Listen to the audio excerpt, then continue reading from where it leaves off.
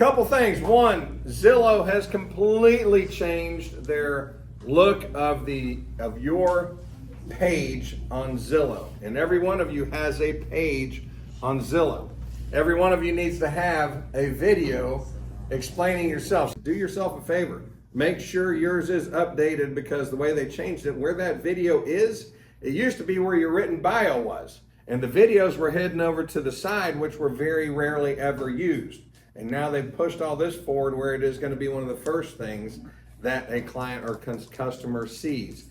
And your personal connection with somebody can make a difference of them reaching out to you versus somebody else. By the way, this is not an opportunity for you to go be boring. It's to bring your personality out.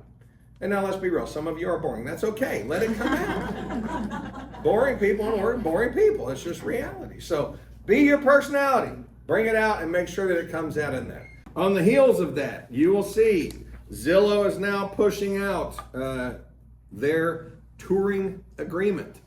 And I wanted to put this out there to you guys so that y'all can check it out. And I want you to think of this from the consumer's perspective. Okay? And by the way, as far as I know, this does pass the mustard for the state of Georgia and the NAR settlement. Not all states have been approved, but they have put out an email, and I have put a message into Tom Gillette to see, does this pass the test? The only thing that he replied back is he said, I think it does. However, it does not protect the agent during that 7-day touring period. It clearly states in here that for that touring experience, you could receive 0. But at any time during that 7 days, it says they can switch it over into a further agreement, which could be a customer or a client engagement. And by the way, if they want to write an offer on something that you tour them through, then you have to go into a further agreement with them, because you would be writing a contract. Okay? When you do that and you change the agreement, you can fill in whatever you're going to on what you're going to charge them. So what I do love about this is it states when they sign this that they do not have a buyer's agency agreement signed with anybody on the property that you're going to show them. That is awesome. Okay, so I love that out of this. I would love to take this, knowing that it is approved through the NAR settlement as okay for the state of Georgia. I would love it if we added just our commissions section that explains, hey, here's how I'm going to charge you X. So I'm going to look at this and I'm going to say, gosh, if we could condense it down, I really believe this in my heart and soul. If we could come up with a good form that would allow you to start building relationships out and then explain the fees out and how you can get paid, I would take this and I'm going to see if I can add one little section in there, and that would be duplicating what GIR wrote in on the commission explanations. Remove out that it's actually going to cost the consumer 0, but we could take this framework and go, what's the easiest form to get enough to the people that's going to create less friction and make it easier for you to start building a relationship with somebody, okay? And so there's parts of this that I love, and of course you're going to hear a lot of bitching from agents going, that is stupid, it says I'm going to get nothing for 7 days.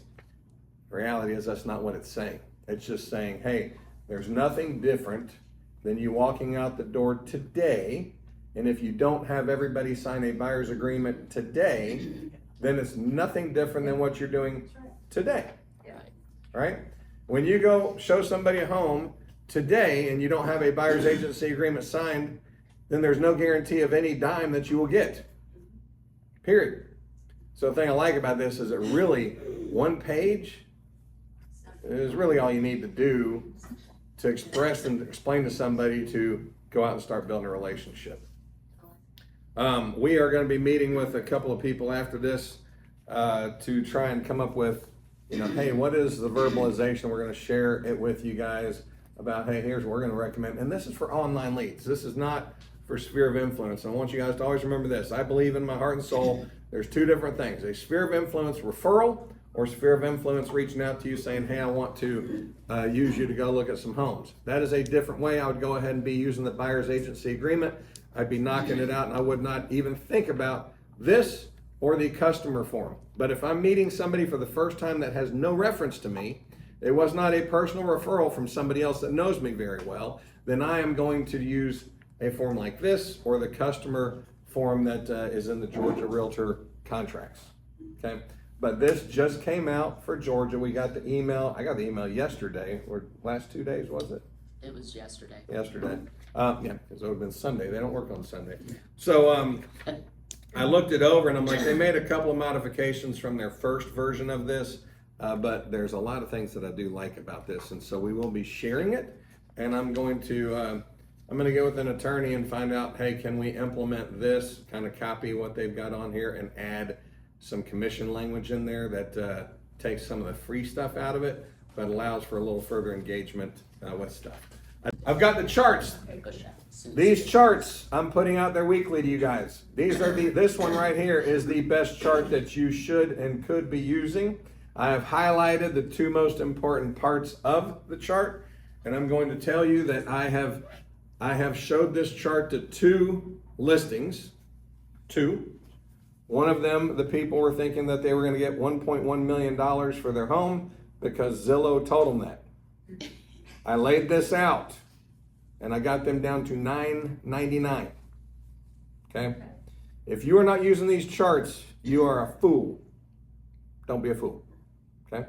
It's very simple. The top line, the top yellow line is the price of the market, the median price going back to 2018. So you see it rolling off all the way through. The far right represents the last 2 years of price. Who can tell me what's happened? Price has flattened. Why has price flattened? Well, you can see as supply finally started increasing, the price started having the deflation opportunity because supply was increasing. And the only thing that dictates what price is, it comes down to 2 different words: supply and demand. If supply is increasing, demand's decreasing, what's going to happen with price? It's going to go down. You can clearly see each one of the years. The peak happened, and by the way, those dots, the dots represent exactly where we are at this moment in time. And then you go back to the left, and that next dot, it shows you the exact date that we were at that time. So you can clearly see we have passed the peak of the market for this year, and supply continues to absolutely skyrocket at this point in time. That's all that I've told these people. And guess what? They get it.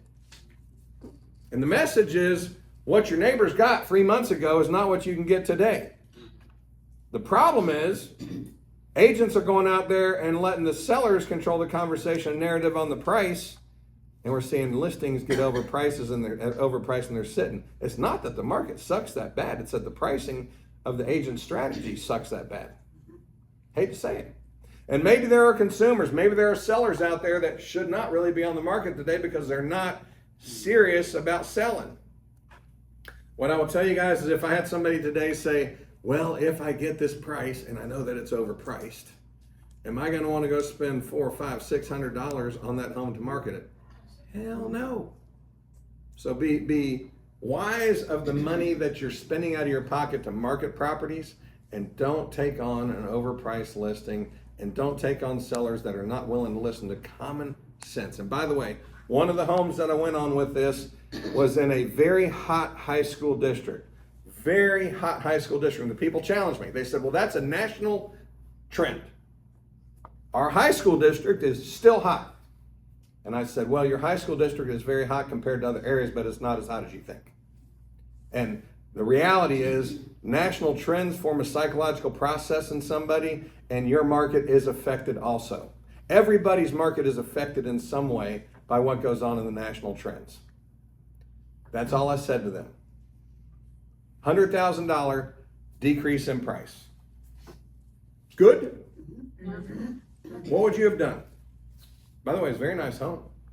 Very nice neighborhood. Many agents would have gone in there and said, I'm going to go ahead and take it at 1.1. And what is the chances that that home would sell in a dropping market, a declining market? Not that good. All right. So make sure that you're taking what we put out. And by the way, I will keep this chart out in front of you guys every single week, because it's the easiest chart. Joe Vonderschmidt and I were talking on Friday. He was going to a listing appointment Saturday morning.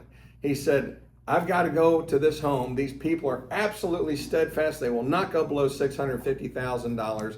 They said they will not list with anybody unless it's $650,000 or above. What should I do? I said, just use the one chart. He said, can you send it to me? So I texted it to him. He texted me the next day. He said, oh my God, it worked like a charm. I got him a 624.9. These people were absolutely, and by the way, they fired, or they didn't sell with another agent. They had their home listed above 650, and Joe went in there and was able to use this chart and said the conversation went extremely easy and well, and he got them down $25,000. By the way, that $25,000 might not be enough, but do you think since they already agreed with Joe that they can't get 650, do you think if he needs to get it lower, it's easier the next one? Yeah. Hell yes. One chart is all you got to use for sellers today. And then know the high school district, know what's going on, and go lead the conversation. And I'm going to say this again. I believe we are heading into a market, even with the interest rates dropping down, that we are still in a market that you got to take your two fingers, stick it up their nose, and lead them down the path. It's not a time to be soft with them. It's a time to lead them in a pattern of uncertainty out there right now. Everybody, why are the rates right now 6.125? What happened last week? The economy showed very weak signs, got everybody freaked out. By the way, the global stuff happened because of us. The global stuff over in Japan happened because people in other countries were afraid that we just showed signs that we are heading into a recession. Okay? So that is why the global markets freaked out. Oh my God, the United States might be heading into a recession. Oh shit, right? So then our stock market plummets Friday and Saturday, and your mortgage, so everybody jumped over into the bond markets on the investor side, which drove the 10-year treasury bill down, which made our interest rates go down. I looked over on my phone when Daryl said, what the hell are you doing? Are you not paying attention to me? He gets needy like that every now and then. But I said, no, I wanted to see what the stock market's doing today. Today, it is up right now 324 points. It was dropped 1,034 points yesterday. Okay, it made national headlines. I took what was going on yesterday and I sent it to some listings. I said, hey, just to let you know, the good news is interest rates are 6.125. The bad news is it's there because the economy may be heading into a recession. We don't know what's going on. But if it stays at 6.125, we may see more buyers enter the pool out there, or we may see them get too scared because they're fearing the recession and the big drop in the... They've seen the news. They know what's going on. I just wanted to go, hey, I'm watching this stuff and I'm letting you know I pay attention to this stuff, and we may need to have a price reduction conversation by the end of the week. But I'm going to wait and see what happens in the next 3 to 4 days. So if you've got a listing, did you leverage that to go say, hey, we might be having to have a price conversation? I'm not saying today. Let's give it 3 or 4 days, and then if we need to make a price adjustment, let's make it by Friday. Let's get aggressive about this and not wait. I sent it to some buyers. I said, hey, just to let you know, the rates dropped down to 6.125. This may be a blip. Don't know if you're ready to buy. Thought you would want to know. Where were interest rates just 2 weeks ago? Daryl, where were they 2 weeks ago? 0.5 point makes a big difference in somebody's payment. Okay, 0.5 point could be the reason that people backed off in the spring and summertime. So here's what we don't know. It is the election year. Is this a normal election year? Do we have normal? Is there anything normal? No. Well, if we had normal, this sure as hell ain't it. Okay, whatever normal was has been thrown out the window. This is the craziest shit I've ever seen. I'm getting my popcorn with some nice golden butter on it, and I'm gonna watch the show. Why we can't talk like human beings and understand, hey, what your life is because of all your experiences bundled up before I ever met you. I can't make judgment on why you think the way that you think, and it's different to me. I don't care. I'm cool. Let's sit down and talk about it. But one of the things that's in this is you got a study that was done, and this is one of my last things that I was going to talk about, but a study was done. This is what you're going to have people do. They're going to say, I'm going to back off of buying because I want to get through the election, and I think that based off the election, I'll make my buying decision one way or the other. 900 people were surveyed that were buyers a month ago. What percentage of those buyers do you think backed out? That have decided to put it on pause? There's an actual study. Huh? 75%. 75, 10, that's a pretty broad range, right? 90%. Out of the last 11 presidential cycles or elections, how many were affected negatively by the presidential election? 2. Yeah. 9 actually had a positive thing. If you listen to Tom Ferry podcast, you would have already known that, right? 9 out of the last 11 elections, actually real estate went positive, not negative. A lot of people think it's going to be a negative factor. 9 out of 11 is a statistical fact, okay? So is it a good reason to say I'm going to hold off and wait? 40%, actually is right at 39% of that 900 population that were buyers have pulled back. 40%. We had 90% from our wonderful qualifying broker over here, guess? Because she might be one that goes, I'd be backing out right now. For the 2% market. 75%, Yeah. 10%. So we know one that's going, I don't give a shit what's going on, I'm gonna go buy it. That's what she's hoping. So, not as many people are gonna back off. That's 60% of the people that were looking to buy a month ago are willing to buy today. Okay? Of that 40% that's backed off, what if they talked to somebody and said, hey, you know what, I understand what you're talking about or thinking. But actually, did you know that 9 out of the last 11 actually had a positive effect on real estate, not a negative effect? Maybe that one statement might have had 10% of that 40% go, I didn't know that. Because that 40% is operating off of falsehood. So think about it. If you know the realities and you know facts and you can share with people, then you might be able to help somebody that's actually willing to, but they're going off of false information. You might help them make the right decision for themselves. So think about that. And I will state my belief. My belief is I don't care which side wins. I know that 50% of the population is going to be A-okay with it. And guess what? The real estate market will be fine in whatever the economy is allowing it to be. Okay? That's my simple mathematician head. Okay? And by the way, if you're on one side or the other and you're going, I am right, you got 50% of the world that's saying you are wrong. Okay? And I know you don't go out there going, I am wrong. Everybody gets on their side and go, I am right. Okay, go ahead.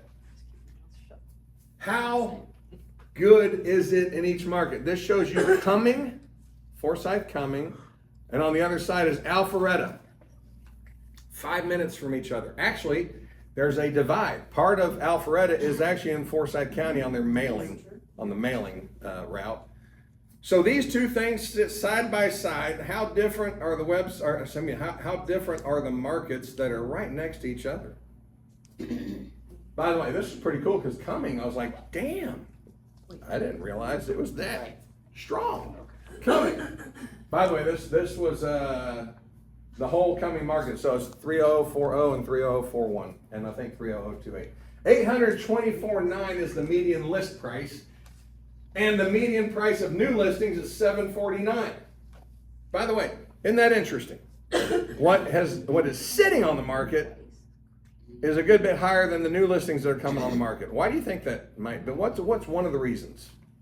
Hopefully the agents are telling them. One of the reasons is the new listings are getting fresh data to make their choices, right? And they're going, okay, you know what? I see that we are beyond the heat of the market, and some of the homes that are sitting might be sitting for months too late. But look at that gap. I think that's something that I'll be sharing with everybody. Price per square foot has come down. Days on the market is going up, had come down. Median days on the market is going up. Look at the price decreases in Cumming. 58% price decreases. That screamed at me. You know, nationally it's right at 39 to 40% price decreases. Yet in Cumming, I'd be using this chart right here going 58% of the homes that are listed have had a price decrease. Mr. and Miss Seller, I can show you 3 charts right now that if you are not willing to have a price decrease, you might want to think about taking your home off the market. Price increases, what are those? Those would mean new construction, okay? Or it could be a Could be a strong seller and an idiot agent that goes, you're right, we haven't sold at that price. Let's get to a new market and raise the price. By the way, I have seen sellers that did not sell with one agent at one price and another agent went and listed it at a higher price in today's market. Crazy. Inventory is steadily going on the rise. You look over at Alpharetta, median list price 1.1 of current actives. The median list price of new listings is $969. That is crazy, by the way. 46% price decreases. Inventory is starting to decline just a little bit. This is all from Housing Trends. By the way, if you have a problem listing that's been sitting on the market and you don't know how to communicate with the seller, if you want to get with me, I can get these for you for free. You just tell me the city that you're in and what you need. Let me change that. I'm not going to say for free because I'll be having too many calls. $50, I will go do you a custom report just like this to help you make a lot of money. How about that? Okay.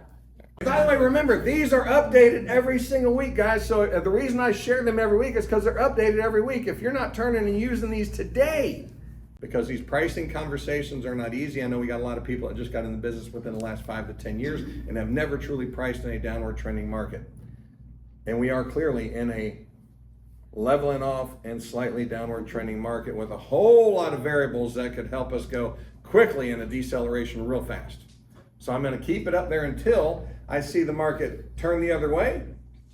Then this isn't going to be so important. But right now, it is vitally important for you and your business. 2024, we have clearly gone past 2020. And what I think is so important about this one is, when do we have the most significant price increases in the history of real estate? It's these 4 years that had the least amount of inventory, okay? So we had the huge decrease in inventory, which led to the spike up in the high demand on pricing. And now we have the highest year by far, going back to right before COVID, right as COVID was hitting, and the inventory started going down, which increased demand and increased the spike of the price. And now we're clearly seeing we're past that day. All of these are so simple to tell somebody when you go to a listing, or if you've got a listing that's been sitting there reluctant, or if, like Thomas, you go into a home that has been sitting there with another agent that doesn't know how to talk this stuff, you can go in there and be the hero for these people and lead them down the right path. Remember, 2 fingers up their nose, lead them down the path. Maybe that's a little harsh, but maybe it's not. Go ahead. This also shows you percentage of properties across the country. We are at 39% of properties across the country that have had price decreases of homes that are available. Go ahead. Let's get on to some positive stuff. You already know that. Oh, by the way, so I talked about those two. 9 of 11 past elections had positive results happen in the real estate arena. 900 people questioned, 40% said that they were not going to be buying right now until after the election. Okay. By the way, if you're of the 60%, should you be excited about that? Should you be sharing with your people that are looking? Guys, you know what? The next 100 days might be the best opportunity for you to get the best deal, because 40% of the buyers are backing out right now. Man, if I were you, I'd probably be getting excited about that if I'm buying. Couple that with the interest rates having dropped, you have a phenomenal opportunity as a buyer. And by the way, the excitement around the 6.125 with the uncertainty of the presidential election and the economy, it might hold people back that otherwise would be jumping in. Daryl was correct. He said, Terry, what has been the number that you've been saying for the last couple months about what would you be excited about? I said, if the rates got below 6.5, then we will see a leveling off in the market. And the closer they get to 6, we should see excitement, and that should bolster things up. But I did not see it with the huge global downturn that happened over the weekend. And that is the only reason why we went there. So you've got a competing factor negatively against a positive factor, which is 6.125. We don't know how many people are going to be freaked out and back off, and how many people will be excited to re-enter the game. But I can tell you this, I would be sharing with everybody that was a potential buyer. I'd be picking up that phone, I'd be texting them, I'd be doing whatever I could to communicate with them, because there's 60% of people who were willing to buy a month ago, they're still willing to buy today. Go ahead. Suggestions for the new ways as of August 17th. Do not worry, Lindsay. This does not talk about just that. This is what can you do to prepare and what are actions you should take right now. 1, understand there are many different ways to handle the NAR settlement. I don't care what you choose to do. The one thing I want you to do is look at it through the consumer's lens and get your ass out of the realtor seat and go, if I'm a consumer in this weird new environment, what would I want an agent to present to me? And whatever that is for you, go practice it out there and practice it like a champion for the next 14 days so that when you go out there and you articulate it for the first time, when you have to, you don't sound like a baboon that's never practiced it before. Do you know what a baboon sounds like that hadn't practiced before? I have no idea what that is, but I can imagine it would not. That baboon would not be selling any homes today, so don't be that, okay? 2, deal of the week to your sphere of influence, email and text.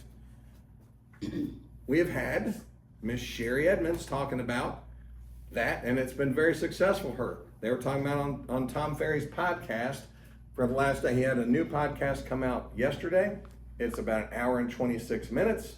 It has about 3 or 4 different people's perspective on NAR settlement. It also talks about listings. All this right here is from that podcast. It's 1 hour and 26 minutes long. I highly recommend you go to, by the way, it's all free, Tom Ferry's podcast that came out where it was talking about the buyer stuff coming up. Deal of the week, sphere of influence, email and text, and then go to, once you've gotten comfortable with it, go to your whole database, not just your sphere of influence, but get the verbiage down. Number of expired listings has doubled in the last year, and we should see this trend going into 2025. Guys, if I were wanting to have the most money come into my pocket, I would get comfortable around calling expireds. You know why? Those people are embarrassed, their home didn't sell, and the second agent can go in there and get the right price versus the first agent that was weak and it expired, okay? They've got a great campaign on that 1 hour and 26 minute episode where the guy verbalizes everything and tells you exactly what to say to an expired. Then all you gotta do is get ramped up and go, hey, I'm willing to call 100 numbers to get to 10 people that answer me. 4 of them are gonna cuss me out, and 1 of them might talk to me. But you know what, in that 100 calls, I might be able to make $15,000 freaking dollars. Now, why would you let 100 calls, 4 people cussing you out, and 1 person that talked to you, why would you let that hold back from $15,000? You know why, Dusty? I have emotions would hurt. I wouldn't, yes, my emotions would hurt. I wouldn't feel good when that person cussed at me. You know what? You got to dial for dollars. And you know what? This is a sales business.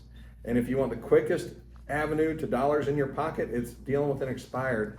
And that 1 out of 100 calls, you get in there and you sell the hell out of yourself and you get the commission. That's a good day. But I will tell you, expireds are the number 1 thing that most agents hate the thought of doing. Why? Because I get my feelings hurt. It's really what it comes down. By the way, I used to call expireds. We used to have a little fun with it, and we'd have a group of people, we'd sit around a room together, and we'd see, how bad did you do? How bad did you get yelled at? And we'd laugh about it. We made fun of it. And we always thought, I said, God, you know what, guys? People let other people's, if they yelled at you and they hung up on you and you called them back and said, hey, I don't know if we got disconnected. How many of y'all are willing to do that, right? Yet the ones that are successful at it will sometimes do that. Those people are not going to be in a grocery store and hear you talking on the phone and go, you're that bitch that called me on the expired. So why on earth do we let it? I don't get it. I really don't. Unsolicited CMA for sphere of influence. This is how easy it gets, guys. Unsolicited CMA for your sphere of influence or past clients before you go out there and expand it to people that don't know you. Why? Because you will fold at that for some reason. But you can reach out to your CMA that knows you and your sphere of influence, past clients, and say, hey, I'm doing CMAs for people that I know. And I was wondering, have you done anything to your home since you guys purchased it? Right? And you're not going to ask them, do you want me to send you a CMA? You're just going to ask that question. They'll give you the answer. And then you can turn around and say, oh, by the way, this is in a text. By the way, I just did a CMA for a client that bought a home last year, and they found out that their home had earned $36,000 in equity. They're very excited. I'm looking forward to sending it over to you. And then you follow up with the CMA, and you can say, I don't know if there's any future real estate needs that I need to be aware of, but let me know if there are. Guys, if you just put simple stuff like that together and you put it to 100 people, you're going to have 2 people that go, yes, we're actually talking about moving. But if you don't do it to the 100, the 2 that might be calling you, they might call someone else or might get hit on by somebody. Not hit on, but, might be sold by somebody else. Okay? All this is in the Tom Ferry podcast, and the scripts are right there. All you got to do is go do it. It is so simple. And when you listen to this stuff, you go, oh, well, that's not that schmarmy used car sales approach. That actually, I wouldn't be offended by that. Somebody reaching out to me and doing that. Great, go do it. You know the difference between people who are making a shit ton of money even in this market versus the ones that aren't? You do it or you don't. It's really that simple. You can suck on the phone and make enough calls and somebody's going to work with you. It's true. When I was the dumbest of my business, I was nice to people and people liked me. And guess what? That was 50% of the battle. So, did you have a question or? I was just gonna say, I thought one of the really good things on the Tom Ferry podcast was like, quit asking to give the CMA, just give it to them. Like, quit asking, like, oh, can I get you a CMA? Just send it. Do Give it. it. Last, open houses. This was stated, I thought, hey, that's pretty interesting. If you're worried about the August 17th coming, and now everybody's got to have an agreement signed with you before you show a home, that is not exactly accurate. Open houses are the one arena that you will not have to have somebody sign before they walk in the door. So you can leverage open houses to go say, hey, I'm going to be able to build relationships with people, walking through a home, finding out what they want before I have to have them sign anything. And I only have to get them to sign before I go show them something else. But in the home that I'm at, doing the open house, I don't have to have them sign anything. So I think what's going to happen is people get more aware of that. You're going to see open houses become more of a trend, but also because, by the way, I was driving around Alpharetta this weekend, and I'm laughing because it's like, I've always said, hey, tie a balloon around your sign and have it flapping in the wind, and that'll draw attention to your sign. This weekend, I'm seeing piñatas out by the, I'm not kidding. And I tell my wife, I'm like, man, look at the shit that people are putting out there now trying to draw attention. But guess what? It drew my attention, right? So literally this one woman, she put 2 piñatas on each side of the sign, and there were these little pinwheels, and they were blowing in the wind. And guess what? I was like, yeah, no, what is that?